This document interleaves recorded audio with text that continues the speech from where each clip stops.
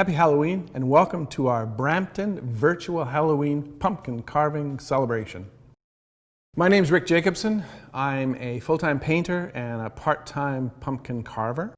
The paintings behind me are some of my work. If you want to see more of it, it's at richardajacobson.com. We are standing in the beautiful art gallery of Art World Fine Art, located at 365 Evans Avenue in Etobicoke, and we are going to carve a pumpkin.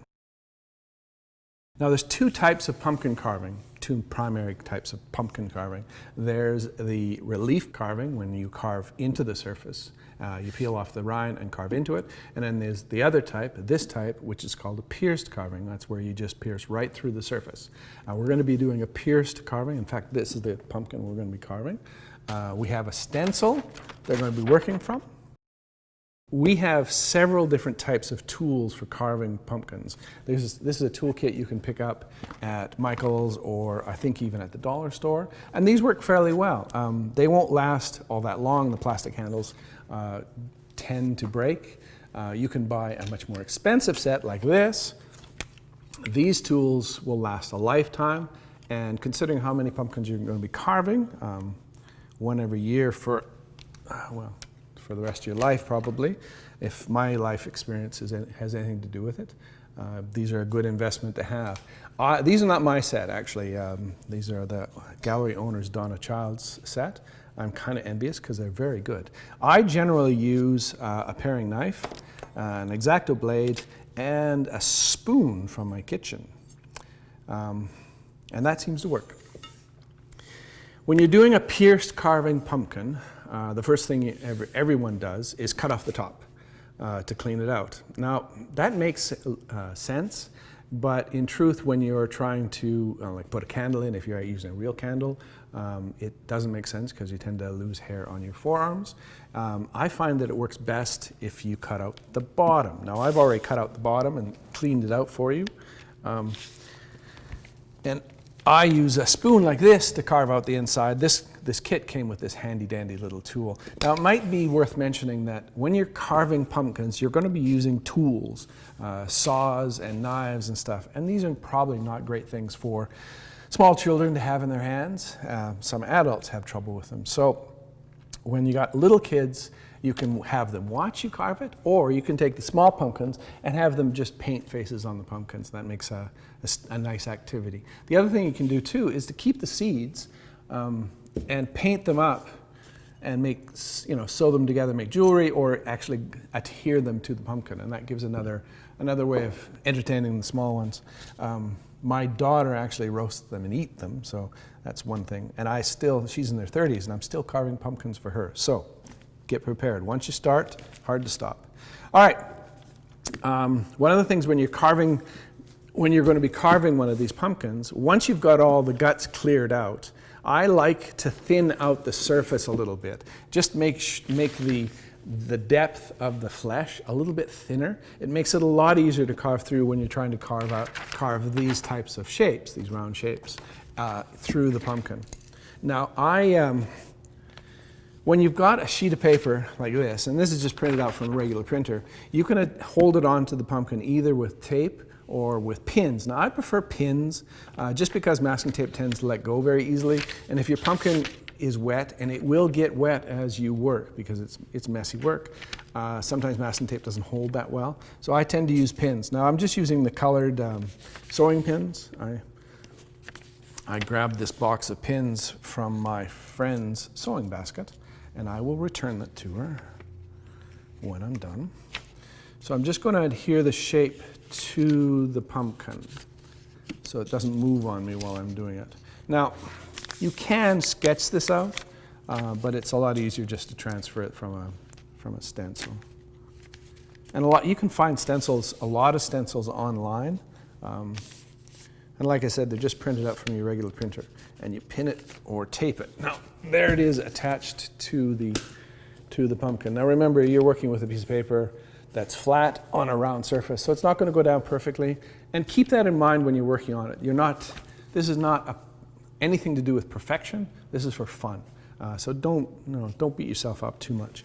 So one of the ways to transfer the image is to just take a pin and put little poke little holes into the pumpkin every couple of centimeters, following the shape of the stencil. Now when you take the stencil off, these little dots will show up and you can cut into them.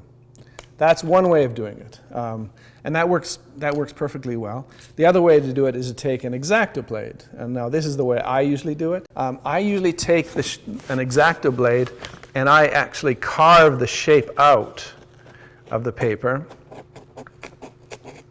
with the X-Acto blade, and that gives me a very clear image on the pumpkin. And then I know exactly where it is. So I'm going to just keep doing that for the whole shape.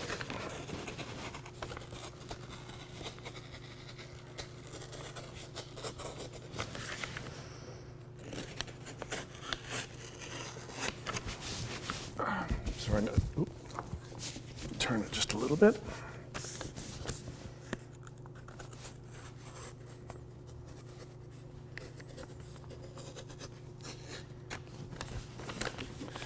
And it won't be exact, it won't be precise, it won't be perfect, and that's okay.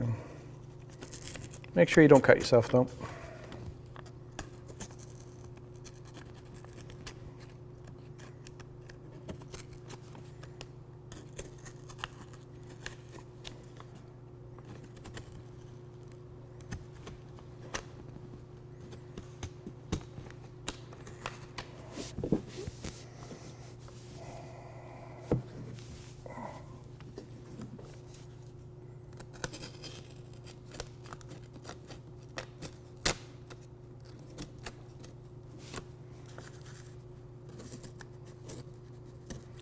Don't forget the nose part. We're doing this happy skull.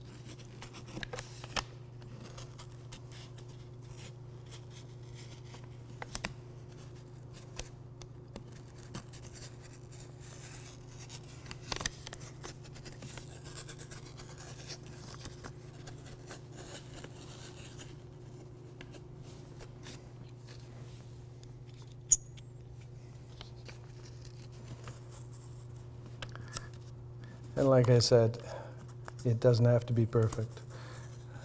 And I'm only saying that because this is not perfect.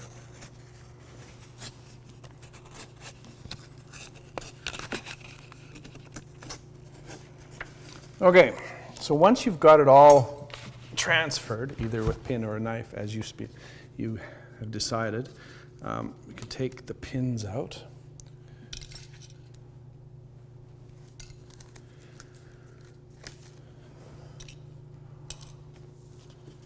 And your stencil will be transferred on. Now it's really hard to see. Once you've got the template off and you've got all the cuts in there, and you can see the lines, but they're very faint because they're just cuts in the rind. Wipe it off as best you can because you want it fairly dry, so that you can take a felt marker, and this felt marker is sort of working. You can take a felt marker and follow those lines, and it'll just make cutting it later on so much easier because you'll be able to see the lines and you'll not get some lost. Because it's easy to overcut or cut a shape that's wrong. All right, so I've sort of transferred it. It's given me a good idea, at least gives me a guide to where the cut lines are. So I'm going to start cutting it. Now, quite often I'm going to just use this. However, this saw works very well, so I'm going to use it for priming. And it's the same as this tool here, this one right here, this one right here. It's just a nicer handle on it, honestly. Once you got the stencil transferred to your pumpkin, it's time to start carving. Now, you can either use the paring knife or you can use the saw blade. Either one will work very well. The saw blade may be a little bit easier, but it's a little bit less accurate. It really depends. Either one is perfectly fine. Make sure you cut away from yourself. And when you're working on, like with this skull, make sure you do the eyes and the nose first, because afterwards, when the mouth is cut, it's a little bit loose, it's a little bit floppy, and it makes it harder to cut the smaller things in. So you just proceed carving, start with the eyes, do the eyes, then the nose, carve those out. They should come out in a single piece, they're fine. The big mouth piece, or the big circle piece around the cheeks and the teeth, don't try to take it out in one piece. It makes it a lot easier if you take it out in sections. One of the things I also do is I always carve back the shape a little bit, just carve into the meat behind the shape. Just, it allows for the shape of the carving, the rind, to show better. If you see a whole bunch of depth on the pumpkin, it tends to take away from the shape just a little bit. It doesn't really affect the pumpkin when it's lit, but it's just a thing that I like to do, and just makes it a little bit cleaner, that's all. Now you notice the eyes are especially bad, because when I carved it, went sort of to a point, so I would carve those out just a little bit, just to give them a little bit more. All right, well, there we are with our pumpkin. We're finished carving it. This is a pierced carving, sorry. Happy Halloween to Brampton. I hope you guys enjoyed the virtual pumpkin carving. My name is Rick Jacobson. We're at the Art World Fine Art. Be safe. Oh, sorry, one other thing. Once this pumpkin's decorated your house and it's been very spooky out front, don't just toss it in the garbage. Break it down and throw it into your compost. We want to make sure that you don't throw it in the garbage. It's good plant material and good compost. Anyway, happy Halloween.